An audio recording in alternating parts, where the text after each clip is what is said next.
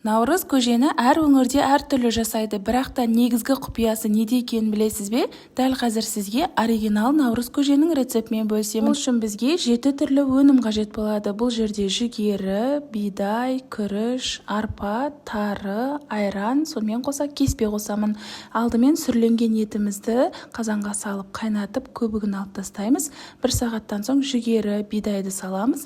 Тағы да 1,5 сағат қайнатамыз. Сүрленген құйрық салуды да ұмытпаңыз. Жүгері мен бидай жарылғаннан соң үстінен тары, күрішті саламыз, және де құртты сорпаға осылай жібітіп алуға да болады. Негізі оңтүстікте наурыз көжеге кеспе қосылады. Мен осындай кеми өнімінің үй кеспесін пайдаландым. Дәміне қарай тұз салып, жақсылап араластырамыз.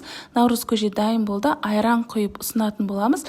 Міндетті түрде жасап көріңіздер. Наурыз мейрамы құтты болсын, баршаңызға ас болсын. Бүгін сіздерге котлет жасаудағы құпиялармен бөлісемін. Бұрын-соңды жасай алмай жүрсеңіз, осы рецептпен жасап көріңіз. Ең бірінші нанды жібітіп аламыз. Қара нан болсын, қатқан нан болсын бола береді. Петропавловский сүтінен алып, осы сүтке 20 минуттай жібітіп аламыз. Ыдыстағы фаршқа нанды сүтінен сығып қосасыздар. Сосын пиязды теркадан өткізіп алдым. Қатты суын қоспай қойыңыздар. Жұмыртқа және де дәмдеуіштер салып, жақсылап араластырамыз.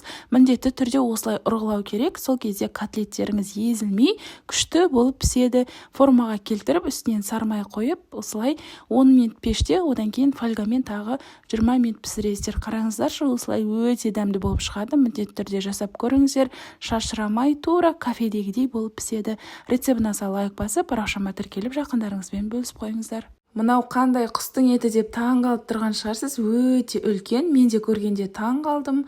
Бұл үндік еті жолдасыма келген болатын. Сан еттерін осылай барлығын пышақтың көмегімен кесіп ажыратып алдым. Тура бір қойдың сан еті сияқты, қараңыздар, өте үлкен болады екен. Тіпті ол майлы ғой, кәдімгідей қолыңызға май жұғады. Қанаттарын, сонымен қатар қабырғасын, төс етін ажыратып алдым, бірақ өте көп күш керек екен. Әрең осылай бөліп алдым. Төс етін қараңыздар, не деген үлкен. Сан етін осылай маринаттап қойдым. Сарымсақ, қара бұрыш, тұз салып, осылай маринаттап, тұзын сіңдіріп алдым. Енді қандай тағам жасасам екен деп ойланып отырмын.